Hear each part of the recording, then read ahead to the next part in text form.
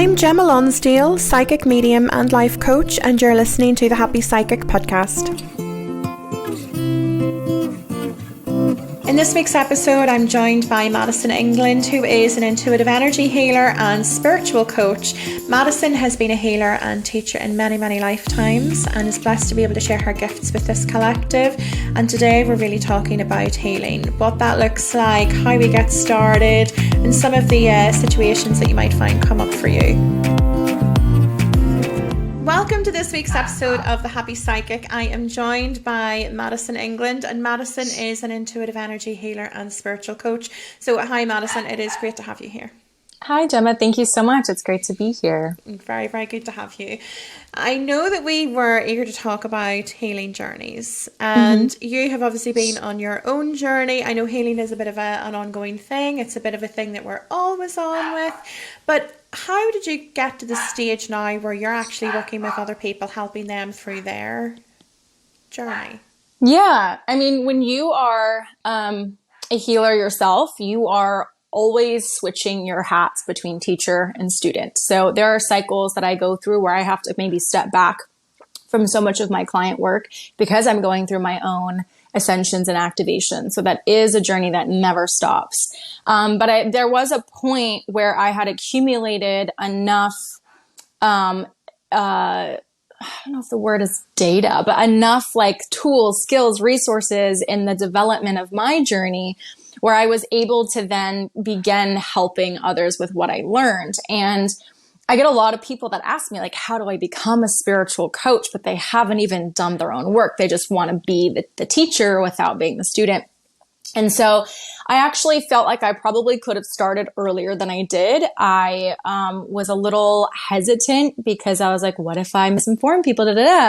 What if I don't know enough about this? You know, you kind of like gaslight yourself a little bit. But I think that's also kind of the journey in itself, is kind of like you do learn as you go. And there are things that I've learned at times in my spiritual journey that I don't align with anymore. But what we're here to do is my spiritual experience is what I teach, because there's no truth. There's no ultimate truth. It's your truth based on your experience and what text you've read and what authors and spiritual masters you align with, because there's conflicting people like in perspectives, even in the masters, right?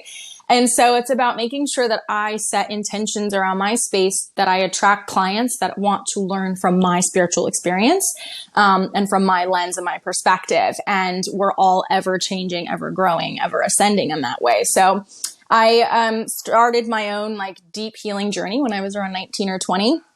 And I didn't start doing coaching as a service until 2021, I believe. So I was 23, I think. So I was on my own journey for quite a bit. Yeah, you know, it's funny because you touched upon there the whole thing of there not being one ultimate truth. And I think that that's what people forget, that actually none of us can say that, oh, I'm the only one that's right, or you're the only one that's right. We can't, like, we just can't. All we can do is take our own truth and what we have learned in our path and then help bring that to other people. And as you say, attract the people that resonate the most with us. You know, there might be, you know, it's funny because it's something I always think about whenever I have people on the podcast, because there's always so much of an overlap with me being a life coach. I'm a Reiki healer. I'm a psychic medium. Like, we all have our own truths and the own, you know, journeys that we have come through. And if we go out into the world thinking, oh, well, Madison's coming on today, I don't agree with something she said because that conflicts with something. And it's just, it is just life. And I always encourage people to remember that your truth today might not be the same truth as what you have tomorrow, because we are always growing and evolving and absorbing knowledge. And through the experiences that we have, it can always change and go a different direction. Yeah, I mean, if you think about the state of spiritual ego in the development, where it's very like in that love and light, you haven't really hit that duality, dark night of the soul type of element yet. That point everyone has to hit. So there has to be people that are going to talk about the love and light component of things. And then there are people that talk about the next level of that. So it's like, if you're following one person and you're watching their journey, so they're in their love and light, the spiritual ego stage, then they ascend to the dark night of the soul. So that's why my platform it's very focused. It's me. I'm not teaching anything as a structure. I'm just showing you how I heal and what I learn as I go in a healthy way and not in a destructive way. Cause there is a destructive way of teaching as you go, cause you can overcorrect sometimes. But teaching things as I go, modeling vulnerability, showing the process, to allow people to really see what it's like. And it's not like I'm the teacher, I know it all. When we're in that teacher role, people look at teachers like they know everything and they know all, even spiritual masters who are constantly growing and ascending, even when they reach like what we think is like a peak, right? So we need people at the different stages to communicate different messages at those stages. Also, that might be their experience. Like there are people who stay in that spiritual ego stage like their entire life. That's what their spiritual experience is. Who am I to tell them what their experience is and isn't, right or wrong? That's ego. So, it's just about finding your voice, understanding that it has a lot of power. So how you communicate, how you deliver, and how you impact people it's the how that's really important there. And was it a conscious decision you made to actually go down your own healing journey, or was it just something that happened? That was something that was forced upon you by the universe? Yeah, but that's also kind of conscious at the same time. Like you are kind of being nudged, like they're shaking the ground beneath you to wake you up, but you're choosing to wake up. Because I could have easily chosen to feel that rumble and then go back to sleep, and like just not wake up. And there are many times in the different awakenings of my life where I got the call.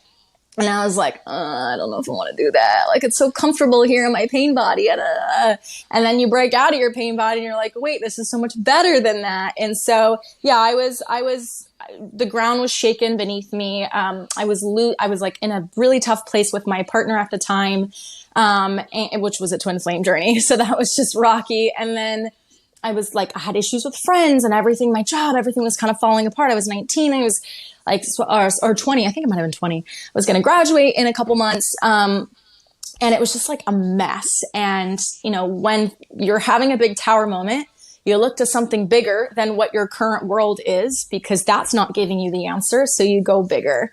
And then once you do that, when you open your eyes, you have to move forward. So it is conscious. Yeah, I find that there's so many people out there who are really eager to heal, like they feel the discomfort, but they're choosing not to go down that path, or they feel the discomfort and they're like, okay, well, what do I do with that? Like, how do I move past this? People don't really know how to heal, and that seems to be a big challenge.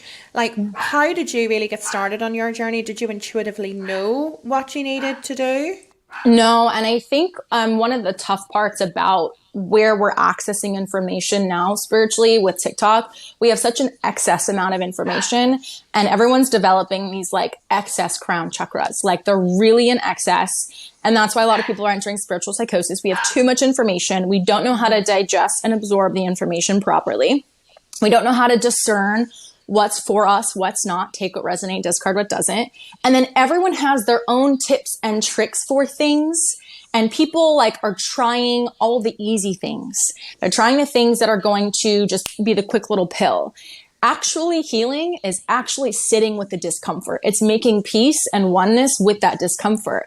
But the second you feel that, that's your pain body. The second you feel that coming up, it is so much easier in that moment to run away from it, to not deal with it. And that's why people aren't actually healing. That's why like therapy alone as a system, because it's meant to intellectualize your emotions and like think about and process them.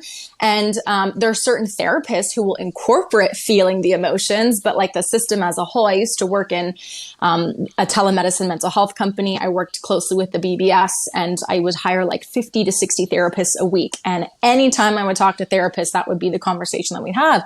They don't have the modalities to help people feel things unless they were doing things like EMDR. So we're just in this really disconnect with our bodies. We're not feeling things. We're not in our bodies. And so we're not actually fully moving through things. Feeling is the key to healing. Yeah, no, I completely agree.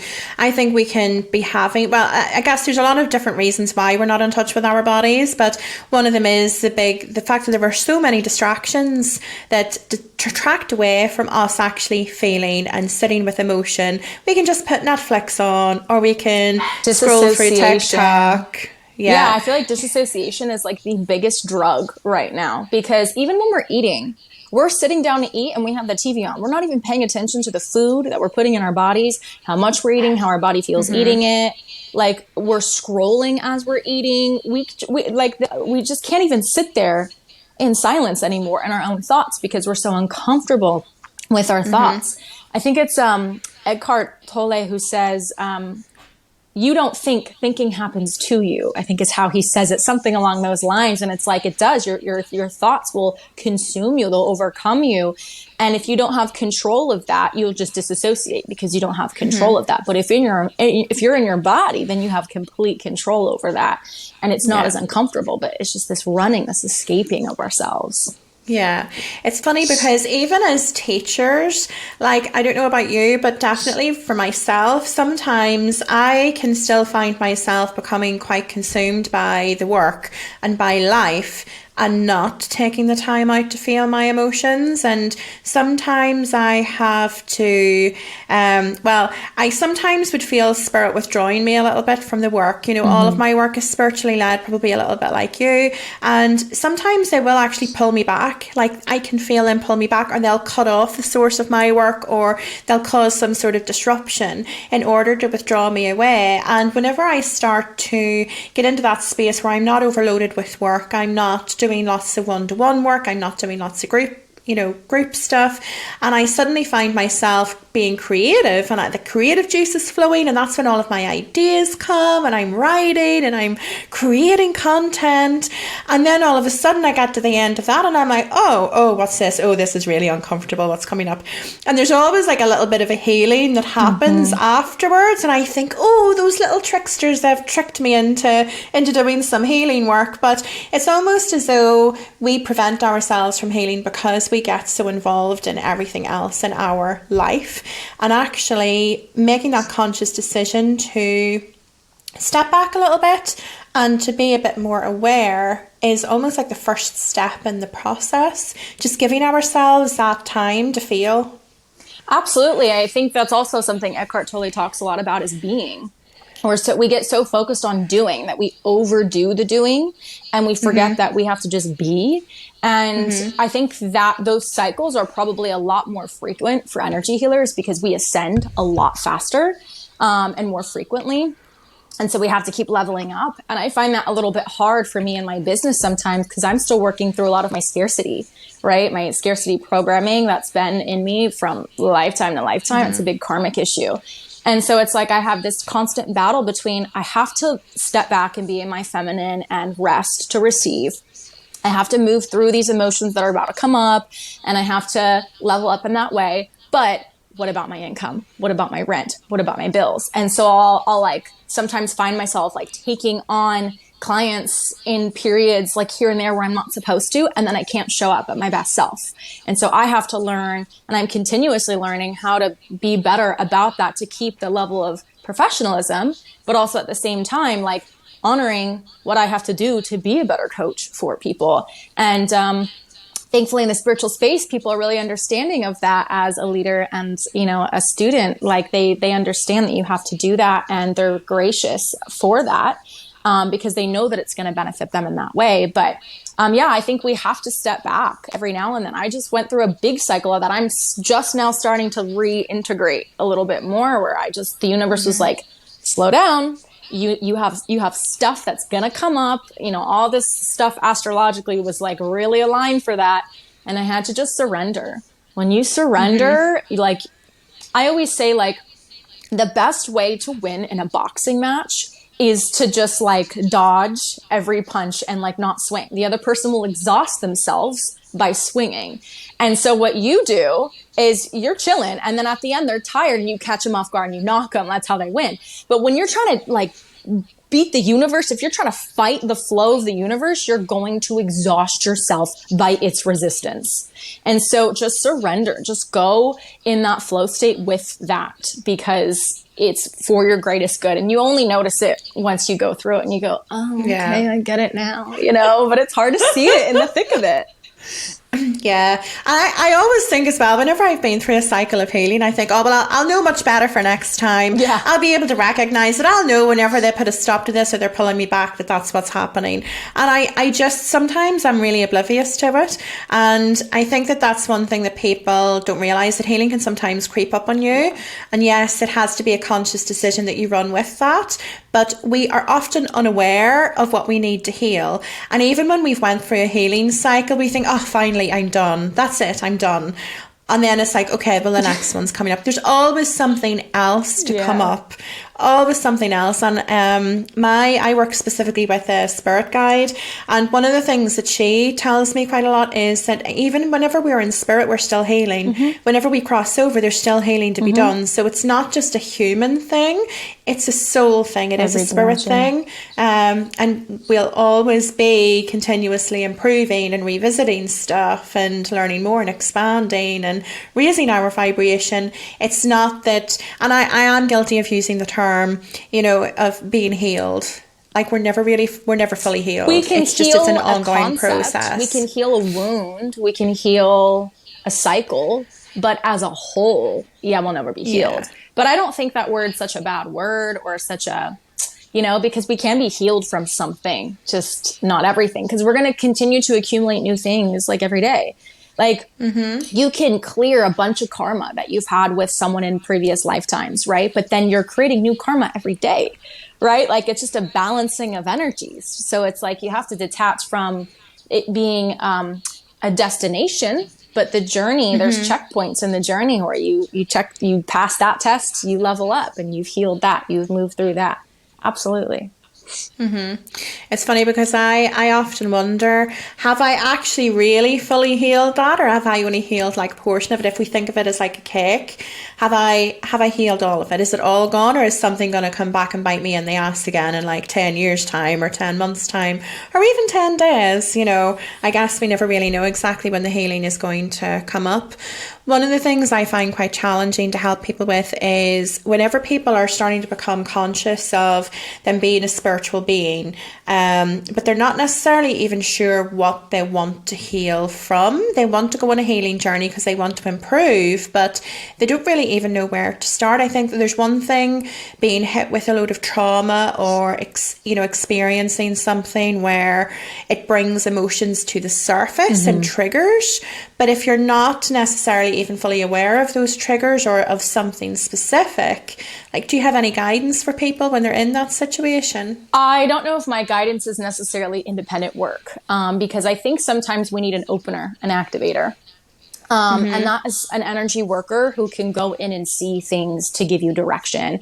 You can do all the personal activations you want, but your pain body might be so large and your ego might be so inflated when working with your pain body, because they are feeding off of each other, that it might not even allow that to come forward until something really, really big happens. And people are like, I don't want it to get there. Like, I want to focus on this now. And they're determined and they're dedicated. And that's beautiful. So what I usually do with clients, and they're like, I don't know where to start, or when people comment that and ask me that all the time, I don't know where to start. I go, you need to book a session with me then, because I can't tell you where to start because I don't know who you are or where you are. Like, that's going to be so different for each person. And what I typically start with is I start with a coaching session where we just kind of talk one-on-one. I ask specific questions, just kind of and I have, my channel open, my crown open, everything. So I'm working, I'm getting the messages. And then we go in and we do a deep energy clearing and a soul retrieval, because soul retrieval work is what healing is. You're clearing everything that's, old trauma, conditionings, pattern cycles, all that energy. And then you have to reintegrate your soul into those parts. So we do a deep energy clearing where I'm also incorporating Reiki, the crystalline flame, and I'm starting to get more certifications and other forms of energy healing. But I sometimes will incorporate that in there as I'm training. And I go in and I look at their entire energy field, their chakra system. I look at some of their experiences. I can see and feel certain things. And that gives me a focal point. And I'll clear certain things that I can, but I also have direction for what are some big things that happened. When I'm in someone's sacral, if I see sexual trauma, then I can go, okay, so we need to focus on that. And let's say that's the loudest for whatever reason. That's where we focus first. And so having a healer or a guide be able to help direct you that you pull that one thread and then everything else comes from there. Typically, when we do that, we want to start in the root or the heart. The heart, because the heart is the key for all healing. It's the heart, but the root also because that's the first chakra, that bottom chakra. And so everything's going to funnel into that as well. So yeah. And then after we do that, then we start coaching where I give them shadow work to do. And we do meditative shadow work journeys where we're using our cellular memory to go back into some of these experiences, not really go back into them, but just bring those back to our awareness so we can feel them again in order to clear that. And then, of course, we do soul retrieval work. And so I do both. Yes. I make sure that they do the intellectualizing and the understanding of where this originated. It's always childhood. And then understanding the chakra system, their energy system, and then moving that energy and giving them their spiritual practice that's going to work custom for them. And then, of course, it's on them for their spiritual discipline. Yeah, I know that's one of the things that I find actually with people is that everything stems back to childhood, sometimes past lives where it's been carried over, but there's so much that we attribute to our childhood that we don't realize.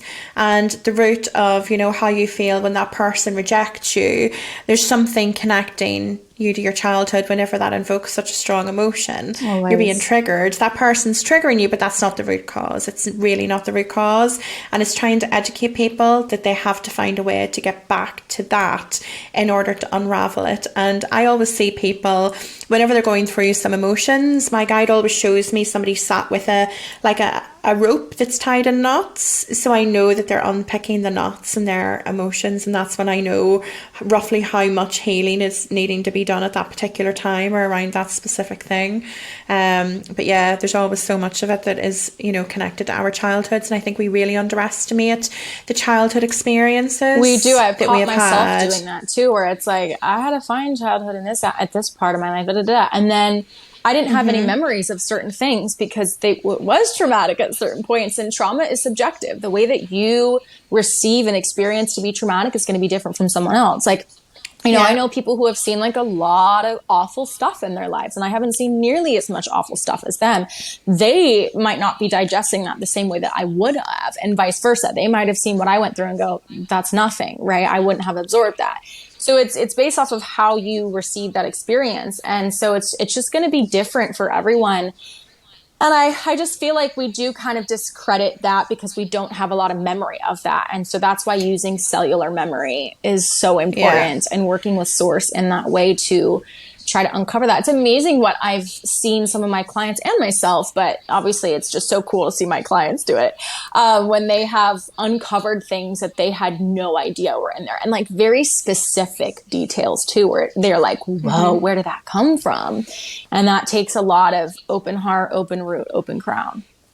Yeah, it's funny because the body always holds on to it. The body holds it and stores it, but the mind suppresses it. So it almost like blocks us from accessing it until we're ready. But I often find, I don't know if you find the same thing, that even if we want to consciously bring it to the surface, it's up to spirit how much is brought to the surface at that particular time. It's almost like they're like in control of that whole healing that's going on. Yeah, because you can't eat the whole pizza in one sitting. Like you can have a slice or two, but there's layers to it as well because things are interconnected. So say you can only eat this slice and it's connected to some other things, you know, over there that you're going to go down that line. And then when you're ready for the next level of it, then they'll grant that to you. But yeah, you can't sit there and eat the whole pizza in one piece. Although it would be nice, wouldn't it, to just get all the healing out of the way? I love when it rains, it pours, because I'm like, give it to me all at once so that I can have like big periods of this and big periods of like peace. But it doesn't always work that way, you know. Sometimes it's a lot more slow and gradual, and we decide how we want to learn those lessons and through what people and what soul contracts we also want to learn some of those lessons through. I feel like it's us in the part of source. It's that little droplet of source that we are that decides that, because you have to keep leveling up, and it's just part of like the plan, I guess. Now, you mentioned about soul retrievals, and I'm really interested in that because I actually had a soul retrieval once with a shaman, and I would say that it was probably quite early on at the start of my journey, and I don't really think I fully comprehended exactly what was happening and what I was experiencing. Like, she was able to bring back, I think it was like 2 or 3 different parts of my soul fragments, and that was super exciting. But it is something I'm really curious to learn a bit more about. So, what is a soul retrieval? Tell us a bit more about that first of all. Yeah, so a soul retrieval is essentially, there are parts in your life when you've experienced trauma or fear, disassociation, or just change in your state of consciousness whenever you're using a substance that's like psychoactive. So alcohol, cannabis, mushrooms, LSD, any of those things, where when you change your state of consciousness, you're experiencing that trauma, whatever it might be in that those different categories, you leave your body. And there's like a part of you that leaves in that space. And what I mean by in that space is, let's say, for example, so the root chakra develops at second trimester of pregnancy and in the first year of your life. That's the span where that develops. If you simply weren't held enough by your parents, that can cause trauma in the root chakra because you have no idea where you are. You're new in this body. Everything's different. It's a human experience. You have a white memory, and it's scary for an infant to experience that. And so if you're not held enough, that can create trauma where when you're crying and your parent isn't picking you up when you're crying, they're like ferberizing you, then you leave your body in that point, in that root, because that's when that's developing. And that's the wound. The wound is abandonment, right? Or stability, feeling here and present, validity in your body. And so when you leave in that space in your root, it's almost like, it can be like a crack, right? Or a little bit of a blockage in whatever way. And so you have to clear that through healing later on in your journey. But once you clear that space, it's just open. And so what needs to go back into that? You have to fill that up again because you were supposed to be there in the first place. And so it's calling back that piece of you that left and filling yourself up with your own wholeness. Mm-hmm. And when you do deep soul retrieval work over and over again, because there are certain parts of me that were missing in really big ways for like long, long times. When you feel that again, it can be a very emotional experience because that feeling that you're searching for your whole life, that you're running from, like you're trying to find it in cannabis, you're trying to find it in being addicted to work or into never resting, or that we're trying to find it elsewhere. It's that feeling. And those things that you're trying to find it in, it's only like 80% there, 70 or 90. It's not 100%. When you feel that, you're like, oh, this is the feeling I've been searching for my whole life. And then once you're in that part of your body again, you almost get like addicted to being in your body. So you get really motivated on your healing journey to really just, I'm going to integrate. And you keep bringing yourself back in that way. So that's kind of what that is. It's just bringing you back to where you left to begin with. And do you do that through like an energetic? Is it like an energetic process? Or can you describe to us a little bit about what that is like for somebody that you're working with whenever you're doing that and how you do it? Yeah, so I typically use Reiki and the crystalline flame. So I have a Sui Reiki. I'm a Reiki master teacher, so I also attune people to become Reiki teacher or Reiki masters themselves. Mm-hmm. And then I have this this add-on of Reiki that we call crystalline Reiki, and it was created and brought to the world in around 2020, 2021-ish, and it was through the Divine Feminine Awakening that happened in 2020. And so it is this divine feminine healing, and the crystalline flame is like this blue-green flame. And so I do a lot of it through that, and it is, a lot of people do it through quantum energy healing as well, which is a form of energy healing that I'm training to have facilitated. But you're basically kind of holding space for them. And holding space doesn't mean just sitting there and listening. Holding space means creating this womb around them of source energy and holding that there and you're walking them through it. You have to guide them through it because they have to set those intentions too. And they have to move through that themselves and have this conscious awareness of what's going on as well. So it is a guided meditative journey. And then as you're holding that space, after I've cleared with my energy healing, the Reiki and the flame and everything, and then start to call in their soul, bring it back. I have them do the same, and we feel that merging, and then they feel that opening up. So it is an energy. It is using that energy healing to facilitate. Yeah, that's pretty cool that they're taking on that journey with you. I can remember whenever I had it done, and I didn't really feel drawn to going back to that because I don't know, probably the experience just wasn't the right one for me. And I can remember because she was a shaman, she was running around with her feathers and banging her drum and her rattles and doing all this sort of stuff, but there wasn't really I don't know, I didn't feel like it was an immersive experience for me. And I think everybody will be different and everybody will be drawn to different things, but that definitely wasn't the right type of journey, I Especially guess, for me, because or the you right type of are person. like a teacher and a healer, so you want to Yeah. actually learn how to do those things. For me, I can't. I have an issue with just facilitating things and not teaching people things, because it's like, how am I helping you? Then you're just going to keep coming back to me over and over again. And Yeah. like, I want you to learn how to do this on your own for your own journey, so you're Yeah. not dependent on me. So I like to always make sure that like I'm providing homework or tools or framework, or they're doing it with me so they can be in the process with me and not just come to me to get a clearing. I mean, it's important to get a clearing like every now and then. It's just as important as getting your nails done or getting a facial or going to the gym. Like, it's your spiritual health. I get that. But like, Yeah. also understand how to do that for yourself, because you have to help yourself. Yeah. And this is an opportunity to do so. Yeah, it's funny. So I'm a Reiki master teacher, but if I had to do it again, I'm not sure that I would do Reiki. And the only reason really around that is that I don't want to diminish Reiki and what it does and for those who practice it, because I think that it is a really great method.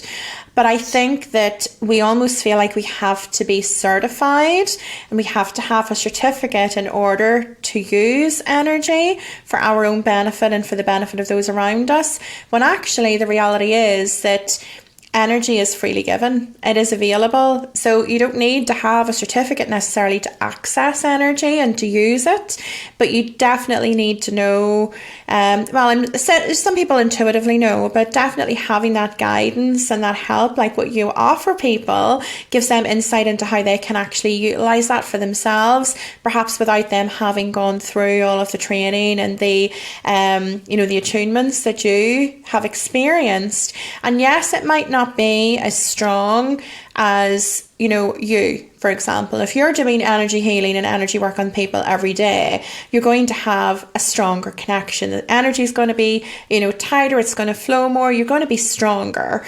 And yes, if you're using it for the first time, it might not be as strong. However, we all had to start somewhere. And I always think, just use it. Don't worry about the certificate, just start to use it, start to do something with it, because that itself is really empowering. And if you want to go on and do Reiki or follow like one of the other methodologies, like it's Yusui Reiki that I did, and I have no issue with people going down that path, but don't think that you have to in order to access the energy. That's the big thing really that has come forward for me recently, is that the energy is there to be used. We just need to tap into it, just make that decision, make that that conscious decision that you want to do something with it, and you can use it.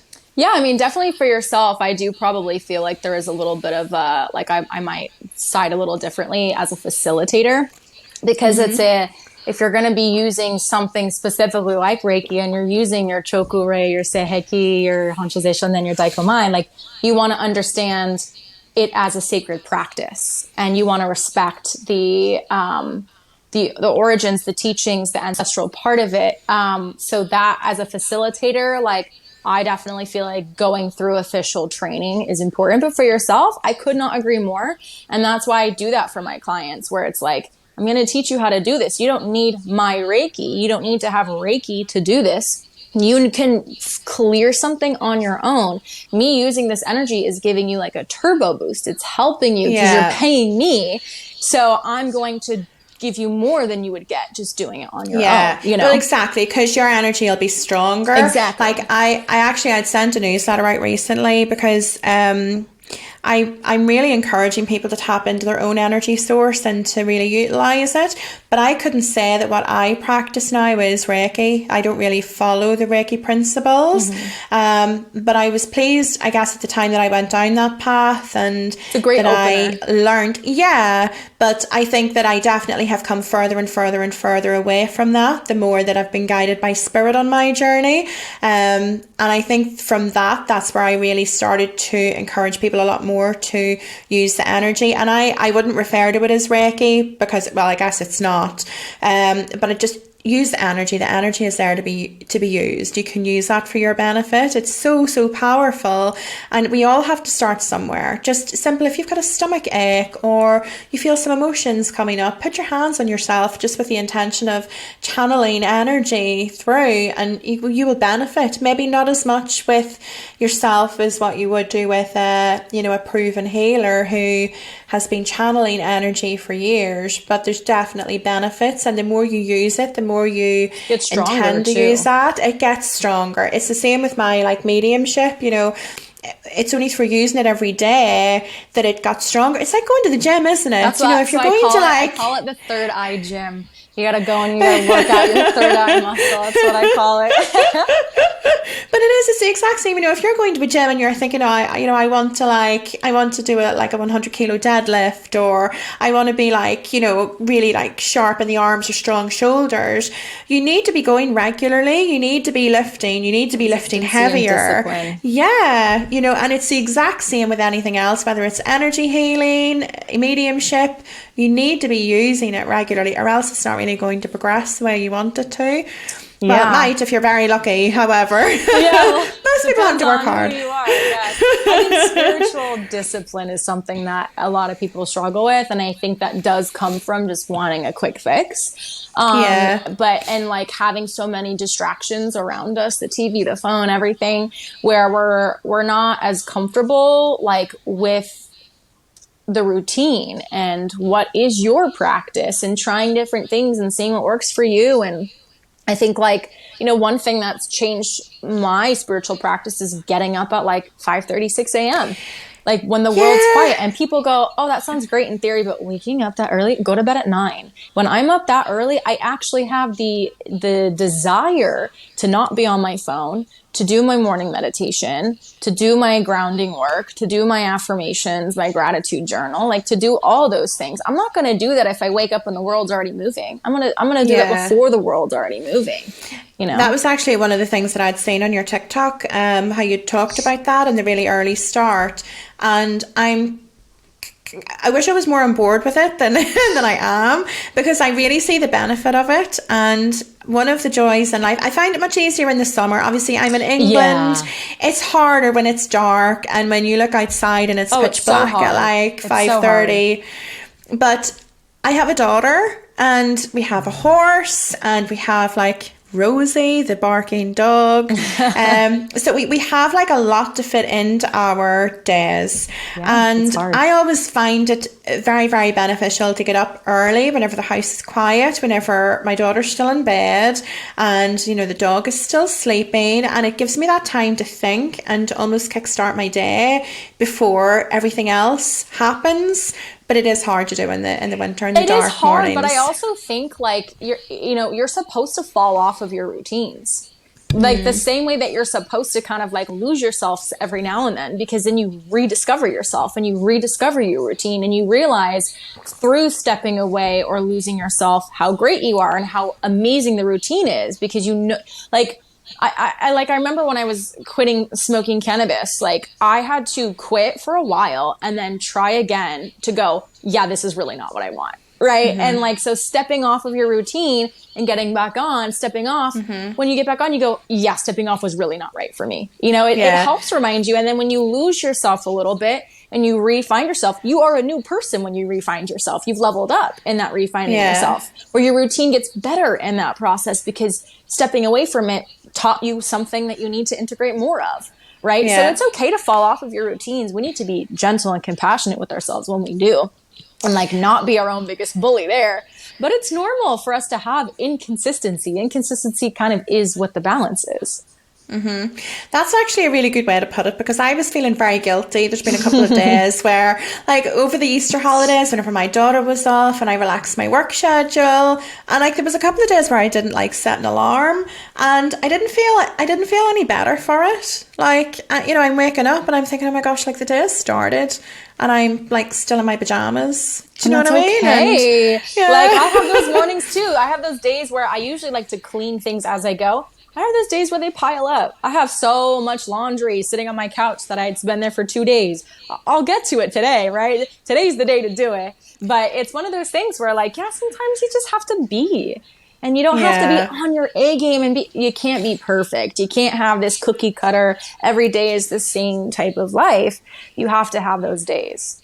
Yeah, okay. I think that's another problem actually with social media, I think as well. We get so immersed in comparing ourselves to other people, having a look at like, oh my gosh, well her couch is so clean and her kitchen's nicer so she can do those things. She has nicer coffee makers so she can do that. No.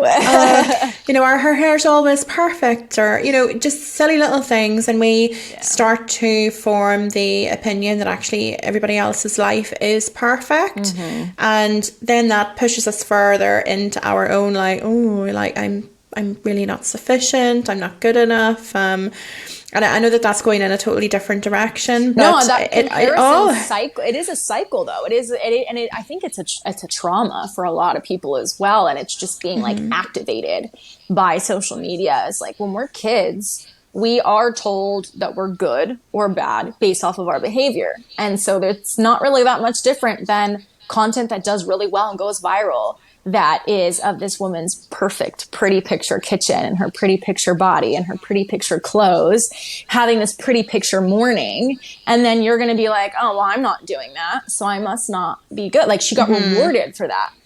Right. And so we see that reward system and we see how her life looks so beautiful. So that in itself is a reward.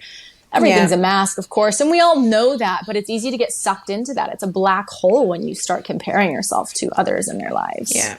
I think healing is a black hole in itself. It can definitely be. Like one of the things I really try to just remind people of is whenever you start to feel those uncomfortable emotions, and I have to remind myself sometimes, but whenever we start to feel those emotions, those strong emotions coming to the surface, that is something that we need to heal. Like I had something come up yesterday and I got all frustrated. I, argued with the universe, and, I'm throwing my toys out of the pram and stomping my feet. And I forget that actually that is something that needs to be healed. Like, and I'm so conscious of it all of these other times, but there's still times that come up when I forget. I forget to practice what I preach. But actually, life can be so much easier whenever we recognize that it's something that it's the universe trying to teach you something. You feel that way because there's something wants to be healed. It's like trying to grab your attention. I mean, that's what a trigger is. Like, I think we're also kind of in a day and age when people are like really sensitive to triggers. And I'm like, but if it's triggering you, it's trying to tell you something that you need to address within yourself. It's okay. Just go into it. Like, try it on. Dance around in it a little bit. Spin around. See how it feels, because it's illuminating something for you. And that's our pain body being activated. And the pain body, because it feeds on the ego and they feed back and forth in each other. The best way to dismantle the ego in that moment and step out of the pain body is through awareness. It's through acknowledging that what that feeling is, what that behavior is the ego. It's being triggered. It's the shadow self. It's the pain body. And so you bring it up, you acknowledge it. And the second you acknowledge it, it dissipates, because our ego is just our unconscious state, right? It's all of our unconsciousness. And so that is hard to do moment by moment. Like, to be conscious all the time. Are you kidding me? Even my shaman talks about this with me, where she's like, I have my moments where I feel that creeping up. And there are my moments where I feel it creeping up and it comes out. But like, when you also engage with other people when they're in their pain body, so say I'm in a conflict with like my partner, right? For example, and my pain body's coming out. If they stay and fight with me when my pain body's out, it's going to keep growing and growing and growing. The best thing to do is to remove yourself so that pain body can come to awareness and dissipate, right? So that's another interactions with other people when other people trigger us. But for ourselves, it's hard to hold ourselves accountable. It's hard to stay present all the time. You're not going to stay present all the time. It's okay. But eventually that little thing that came forward that like you didn't actually work through at that point in time because it was too busy or too big or whatever, it's going to come back. And when it comes back, it's going to be a little bit bigger. And if you catch the lesson, great. If you don't, that's okay. It's going to come back. It'll keep coming back until you clear it. You are given multiple opportunities from the universe to clear things. And that's why I never speak about things like, I don't identify myself with certain traumas or lacks or weaknesses. I always say I am actively changing, or I'm actively working on, or I'm actively moving through. Because in the present, this is the opportunity to actively move through something. The actual issue is in the past because I've done that before. But right now I can change it, and the future is where it's changed. So I always move through things with that in the front of my mind of like, okay, I'm being tested right now by the universe to break this cycle. Like, how am I going to do this? Let me step back. Let me center myself and really feel what's going on, not just think about it. Well, Madison, it has been an absolute pleasure having you on today. Thank you so much for having me. How can people find you online, and where can they find you? Yeah, you can find me. My username on all my social media is It's Already Yours with 2 S's at the end. And my website is It's Already Yours with 1S.co. Yeah, that's brilliant. Well, look, thank you so much for your time today. I am confident that the podcast listeners are going to be able to have a wealth of knowledge on their healing journeys. There's quite a large portion of my listener base is, focused on their healing and turning inwards and learning about their spirituality. So I know for certain that they're going to get a lot of value from this. And just thank you for sharing your knowledge and wisdom with us. Thank you so much for having me. I appreciate you, Gemma. I hope you've enjoyed this episode. If you're able to, please rate the show or leave feedback on your chosen podcast player. You can also visit the podcast website. Simply head across to thehappypsychic.show, and you can also find me on the socials by searching for @Gemma Lonsdale Guru.